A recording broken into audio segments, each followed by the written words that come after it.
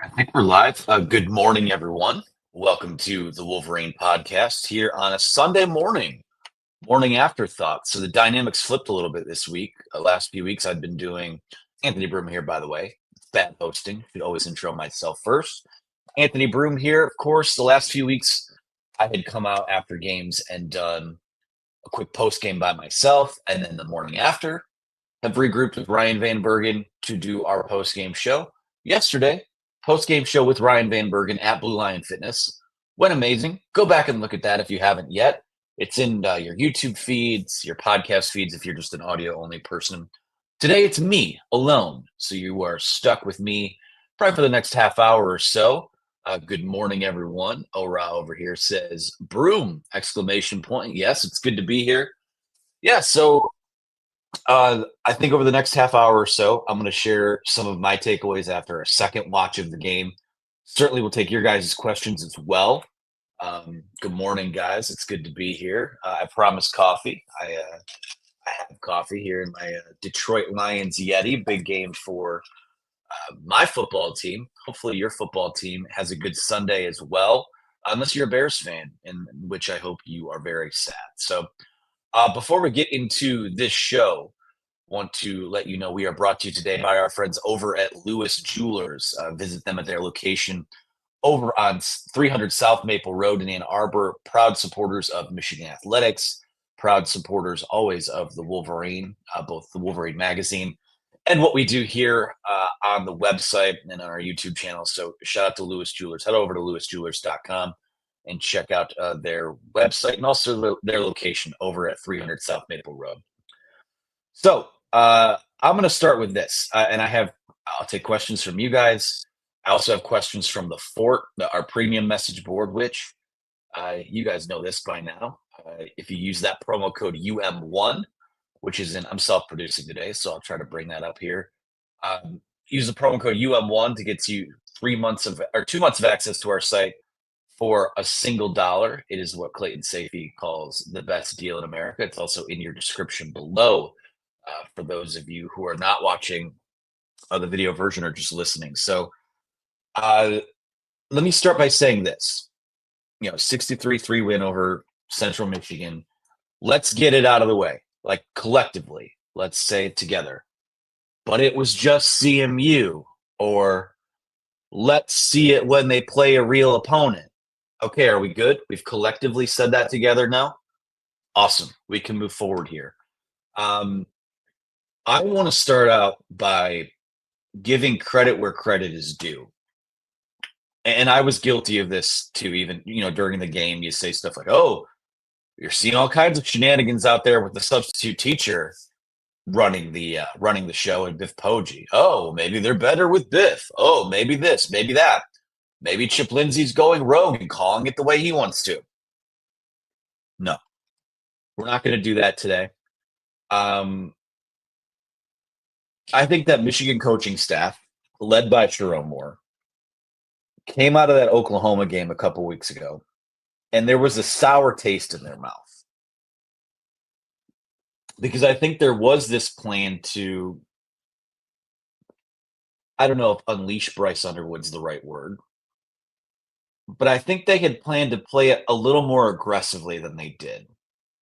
And we all watched the game. We know what happened. It looked a lot like last year's offense and last year's defense early in the season. The team was not as locked in on the details as they needed to be. And like I said, it just felt like, and Biff Poggi more or less said it, and it's been hinted about. I think they came out of that feeling pretty pissed off about what they put on film on offense. I think they put some self-imposed shackles on themselves. The saying is that scared money don't make money. And we'll go through any of the cliches, meat on the bone, what have you. Fact of the matter is they didn't give themselves a chance to win last week at Oklahoma the way that they needed to give themselves a chance. And coming into this week, and again, I know we did the exercise together already, right? It was CMU. It doesn't matter. It's a MAC opponent. It doesn't matter. It's a bye game. This week was the most important week of the year so far, in that Sherrone Moore was going to serve this suspension starting midnight on Saturday. He's not going to be here for the Nebraska game. You're coming off a bad loss. You needed to find a way to go out there and reset what your baseline is. Give yourself some momentum. Give yourself something to build off of. And knowing that, Moore took advantage of the fact that he could coach this week in practice.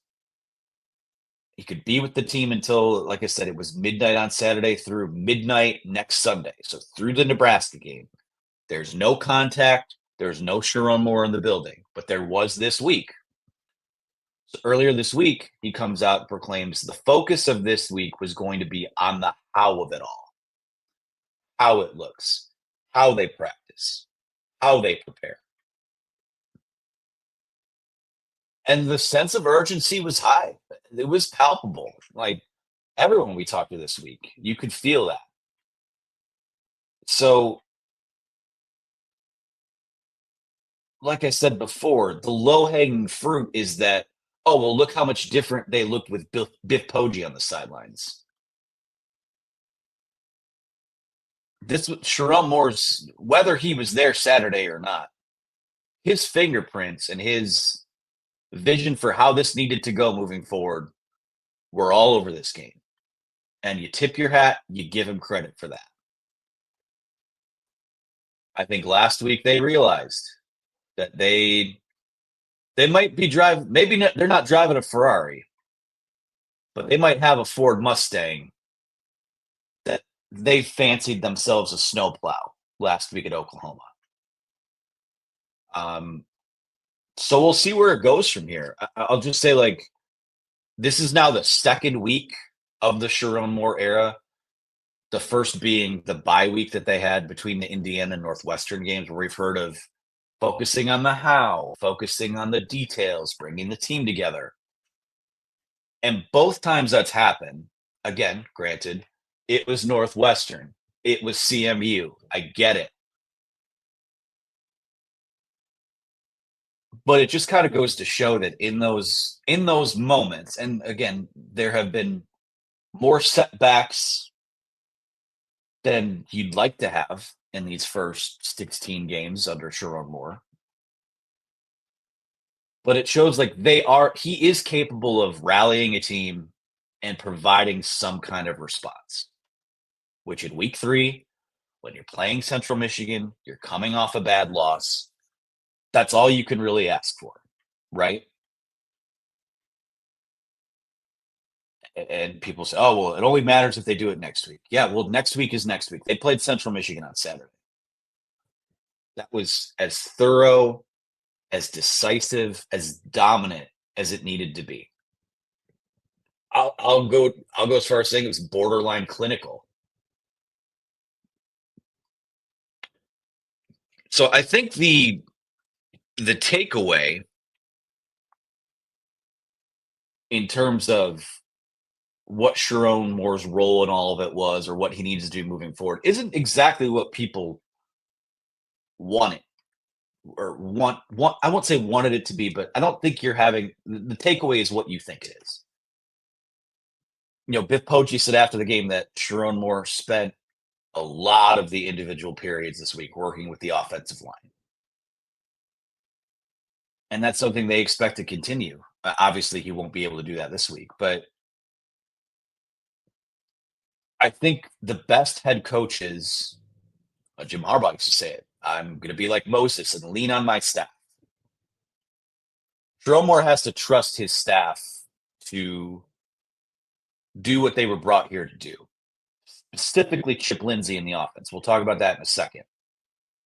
But even when Jim Harbaugh was here and he would, lean on his staff, so to speak, that guy had experience coaching quarterbacks and always had his fingerprints all over that room. Sherrone Moore, not a quarterbacks guy. He's an offensive line guy. Obviously, he's an offensive coordinator. He's an offensive line guy. Focus on the group that has been your bread and butter and let everyone else do their job. And people will say, oh, well, Grant Newsom's the offensive line coach. Isn't that his job? It's not Grant Newsom's offensive line. It's Michigan's offensive line. So if that dynamic is what this team needs, I hope that they lean on that a little bit more.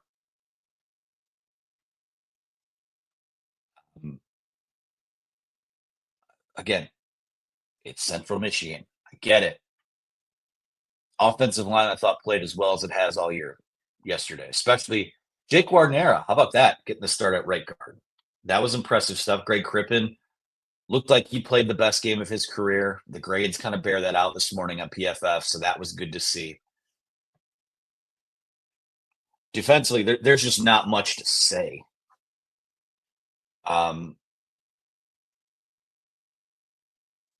Dominant, thorough, no oxygen whatsoever. Awesome performance from those guys. I'm going to read a couple comments here. Daniel Schutz, last night when we opened this link, got a few questions in here. So we'll take this one from him. He says, do you not think that Nebraska will try to follow the same game plan as Oklahoma? Hope the atmosphere is overwhelming. It's a 2:30 p.m. kick. Employ a downhill defense that overwhelms our freshman QB in our offensive line.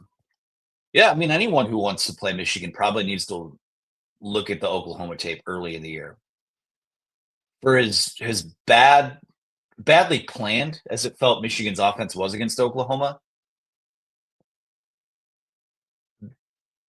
Oklahoma made a lot of plays to make that happen too. The threat of Bryce, like everyone assumes Bryce Underwood was going to run, so they game planned for that, and they didn't really make it much of an option. That was a little bit too much to bite off in week 2. Now, the good thing about Bryce, and I don't know this about the offensive line, I do think you need some reinforcements back there, but the buzz with him since he got here is that he hasn't made the same mistake twice. So the fact that you've got that road game under your belt in a really similar environment. I mean, the similarities between the stadium, the fan bases, the pure football love between Oklahoma and Nebraska, that was pretty apparent to me during that road trip. So criminal that they're not still in the same conference, but hey, what have you? This is where we're at now.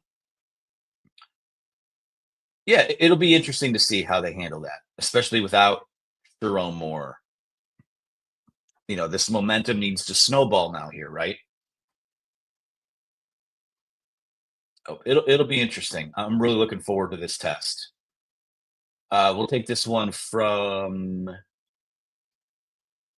Jordan Backa, who says, once the mental shackles are taken off and the hiccups of Oklahoma are in the rearview mirror, they should be an 11-1 or 10-2 team. Yeah, I picked them to go 10-2 in our football preview.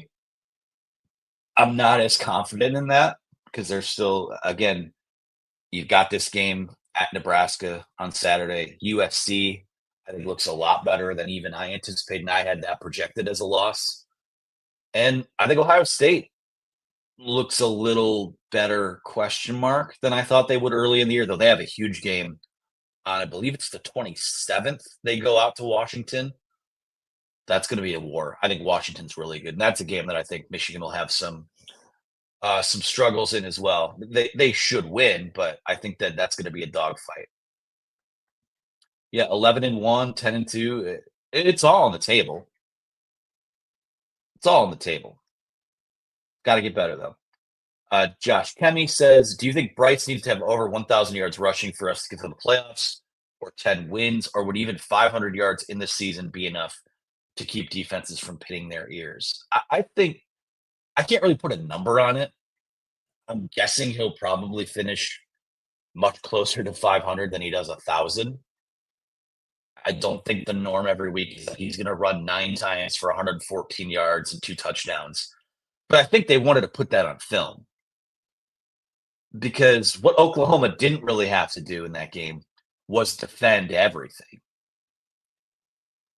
And now, we've seen him owning the deep ball a little bit. We've seen him, make some of those throws up the seam. The slot fade to Samaj Morgan was as well as you could have run it yesterday with a guy right in his face, by the way.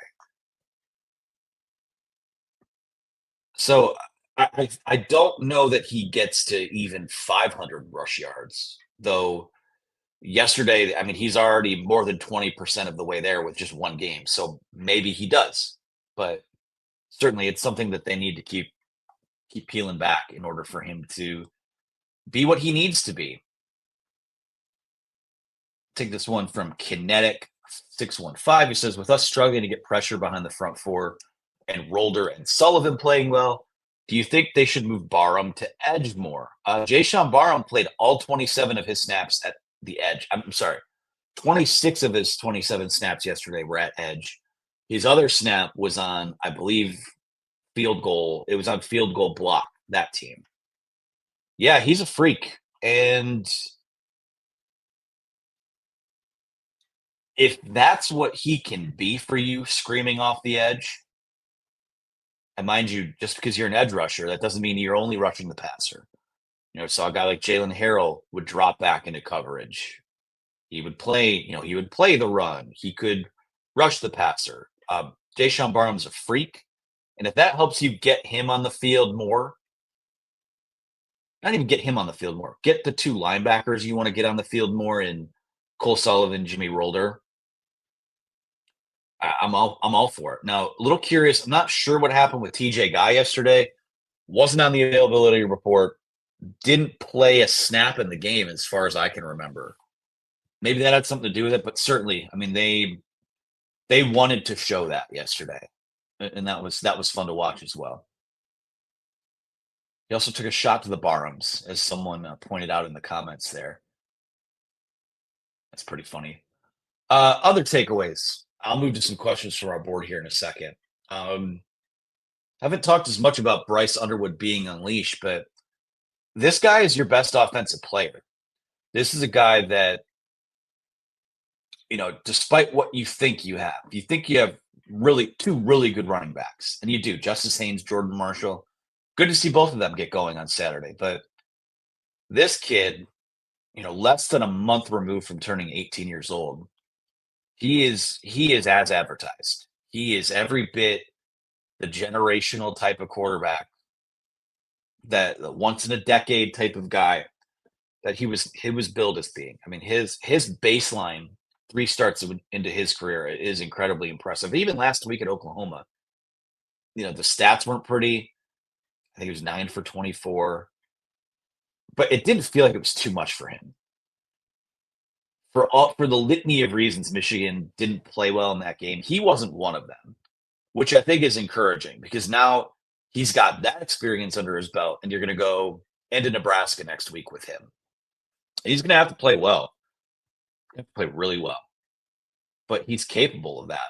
And it would be one thing, obviously his 2 best performances of the year have come against New Mexico and Central Michigan.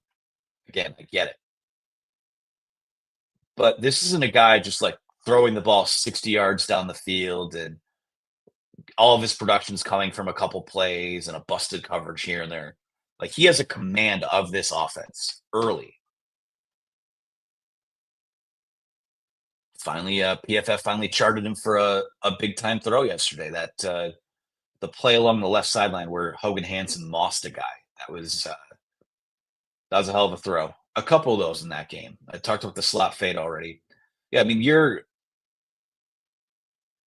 I think that the way that this is set up, you're going to have to throw to set up the run.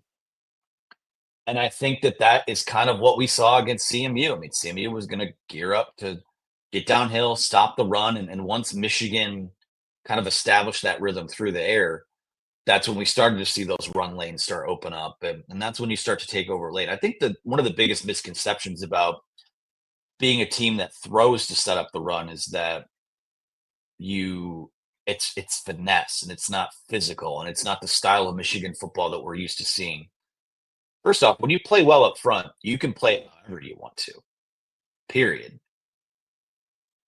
But this is never going to be a program that's going to throw 40 times in a game and run 20. Now, if that's what it takes to win a game, you can see that in the vacuum of 1 week.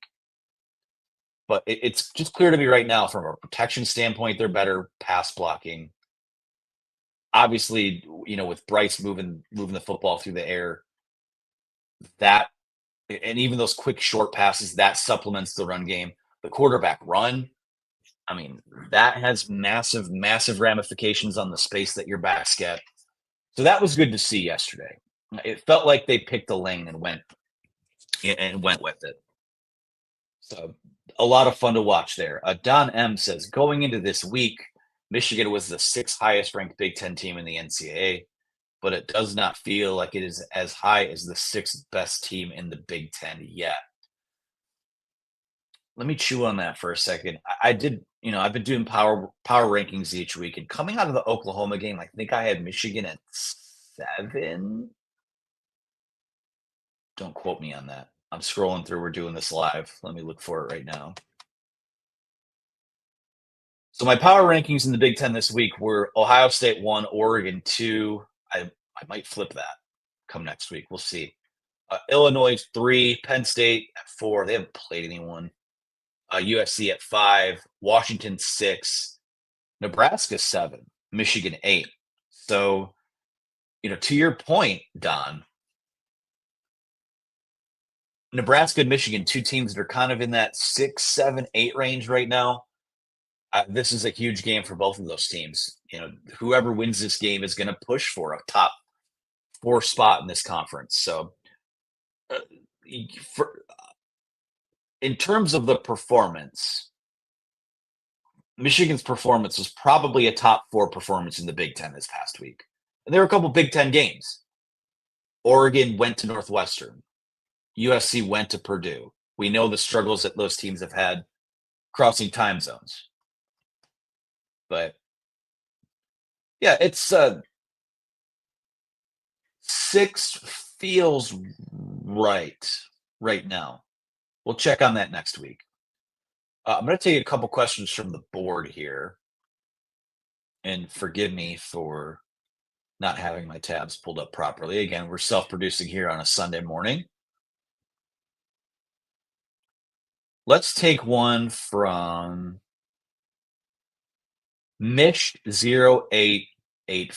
And he asks, over under on 4.5 designed Bryce Underwood runs in Lincoln. I'm going to say over. I think 5 feels about right. Maybe it's more. Okay, so that's designed runs, though. That's tough. I'll stick with 5, but I think we're going to see him start to make a few more quick reads and go. Ohio Wolverine, who says, do you think Underwood, all CMU caveats aside, see, he's taking part in the exercise too, folks, clearly being the heartbeat of the offense has moved more off of the conservative, protective approach and towards leaning into Bryce Underwood, the playmaker going forward? It sounded like they had an idea of how to play out the Oklahoma game and couldn't pivot off of it since it was a 1-score game until the last near meaningless drive. I think you hit the nail on the head.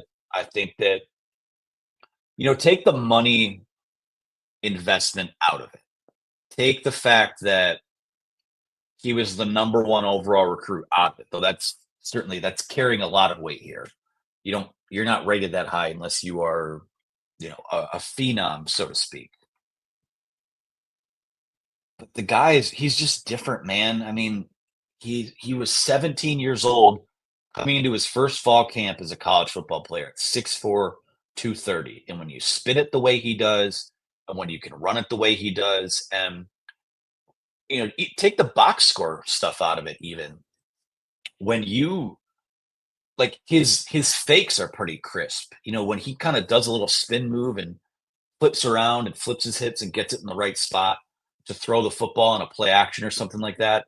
That's advanced stuff. That's cyborg type of stuff. So, and I said it last week, if he would let him throw the ball down the field a couple more times and he throws a pick and you lose 31-13 instead of 24-13, do we really feel a whole lot different about how that game played out? I don't think so. So Yeah, I think that any good offensive coordinator, any good offensive plan, you will build around your best offensive player, and Bryce Underwood is that. He's almost a month into being your starting quarterback, and he's almost been here an entire year now if you count getting his feet wet in the bowl practices. So you almost don't consider him the freshman quarterback anymore. Like he is the Michigan quarterback. And the Michigan quarterback right now is the best player on the team. And I think there's been a realization of that. GR Wolverine 21 says, who are our three best receivers? Number 5 looked quick, and Goodwin seems really solid and blocks. Excuse me. I think Macaulay is really good. I think that we're going to see him continue to get better. Samaj Morgan, I want to share a Samaj Morgan stat today. Last year, Samaj Morgan had 27 catches for 139 yards and a touchdown. In 13 games, that's 5.1 yards per reception. Real, like not good. And it's not all on him. It's on the way he was deployed, but not great. This year, new offense, new quarterback, 9 catches, 121 yards, and the touchdown he had on Saturday. So there's been some groaning about how much they've used this guy or how he fits in their offense. I think he is proving, I should say, that he has a lot more in the tank to give than what he had last year. We saw it as a freshman, on that national title team. His first career touchdown was on a fade from JJ McCarthy. That's the good stuff, man. And I think if this offense finds its potential, is Samaj Morgan your number one? No, probably not. He's a good player, though. I like Samaj. Now, the punt returns are a bit of an adventure still. Not even a bit of an adventure. It is a roller coaster. I'll put it to you this way, Michigan basketball fans, stay with me here for a second. Every time Samaj Morgan goes back to catch a punt, I feel the same way as when Isaiah Livers would go up for a dunk after he had his ankle injury. Scares me every single time. Scares me every single time. So those are the two. Yeah, I've been pretty happy with Channing Goodwin. Kind of one of those dirty work guys. He's a safety valve. He's had a couple big plays. I think Andrew Marsh is by the end of this year is going to be in that mix. I think he's going to be a top 3 guy by the end of this year. So excited to see and shout out to him. He was scored a touchdown on a reverse on Saturday. Had a 30-yard catch from Underwood. I think he's going to continue to grow. So we're starting to see a little bit of separation there. They came to this year maybe 6 guys that they were feeling really good about, and they still do.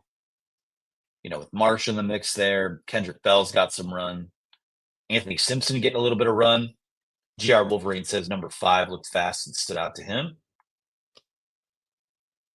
So yeah, but right now I still think it's the 3 that started the year.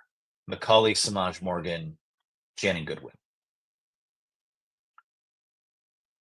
Let's see. Guys in the live chat, feel free to ask some questions. We have one here from Daniel Thornton. Sorry. Do you think the O-line isn't as good because they're not practicing against Mason Graham and Kenneth Grant?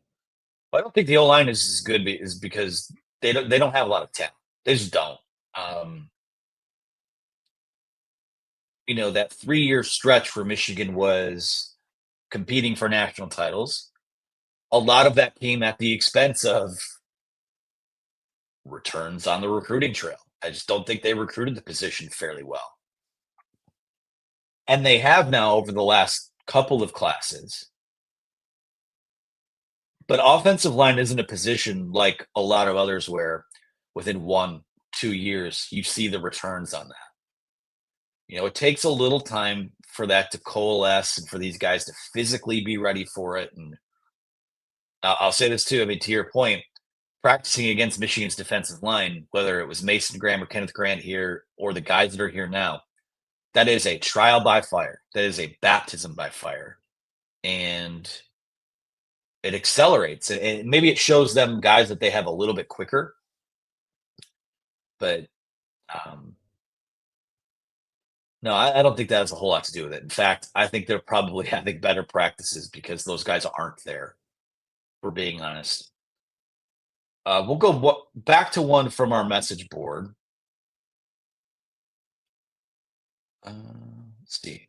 QED has 2 questions. It's getting 2 for 1 here. That's what happens when you use that promo code UM1. 2 months of access to our site for $1. I'll let our subscribers ask 2 in a row. QED says, how much clarity do we have on our steady starting lineup for the season? It seems that throughout 2 weeks we are still circling through a lot of personnel. And what are your early keys to the Nebraska game? I'll start with that second one. I got to watch Nebraska. I watched their opener against Cincinnati. Cincinnati's not expected to be very good, but that was kind of a slim 20-17 win. Still, you played it at Arrowhead, away from home, maybe not a road game, but away from home. And they played Akron last week and Houston Christian on Saturday. I don't know what there will be to glean from that, other than I think Dylan Raiola is really good. So slowing him down, making him one-dimensional, I think that's a huge key. On question 1, how much clarity do we have on the steady starting lineup? I don't know that there are a lot of positions that are to be determined. I think that offensive line has had the movement it's had because of injuries. Wide receiver, we just talked about that. I feel pretty comfortable with the top 3 they have there. Certainly, the 4 they have there. We'll see if a 5th guy can work his way into the mix. Tight end, Marlon Klein and Hogan Hansen are healthy. That's good. Defensive line, there's going to be a ton of rotation. It's going to be interesting to see as well. Like, is Jay Barham an edge now? How does that affect everything? The ripple effects there. There's not I don't feel like there's a ton of uncertainty. I think that they have played a lot of guys by both necessity and by design. A lot of guys you want to get experience, a lot of guys that you're trying to throw into the fire here. So I feel like if you go to we send out a depth chart on Thursdays, the Wolverine does. I feel like that's not going to be changed a ton, though I could see some movement still on the offensive line. So we'll see what happens with all of that. We'll go back to the chat here with Casual Dad Games, who says, do you think our offense will hold up the rest of the season, being able to put up 30 to 40 points? Too early to say. Too early to say, because talk about range of outcomes. I think against New Mexico, you were just okay and put up 34. Last week against Oklahoma, bad. And outside of a 75-yard touchdown run, really bad. Saturday, they got everything they wanted. Everything. And it's a referendum on CMU's defense, too. Their pass defense had given up, I think, 648 yards coming into that game. Credit to Michigan for exploiting that, but I still think the passing game needs to be a little bit better. So with it being a ground-up rebuild on that side of the ball, and again, I've talked about how Bryce really kind of isn't a freshman quarterback right now, but he still is in classification, and the wide receivers are still a bit of an adventure. The protection is still a work in progress. There's probably going to be a couple games this year where they're going to score 17 points.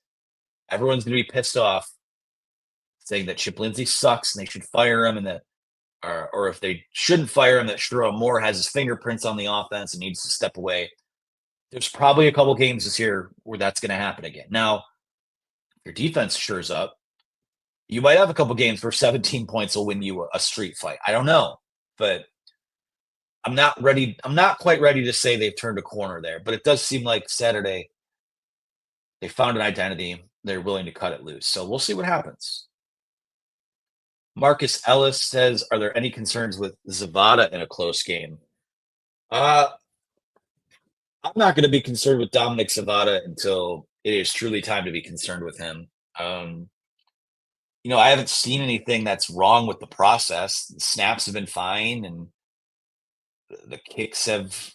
He's just missed a couple kicks. I think he made things look so easy last year that you sort of take that for granted. Um, his only miss last year was a block field goal, so that's something that needs to get cleaned up. I'm not concerned with him yet. Not concerned because we know what he is. He's a known commodity. Jeremy Case, is Bryce truly unleashed, or will the staff dial it back?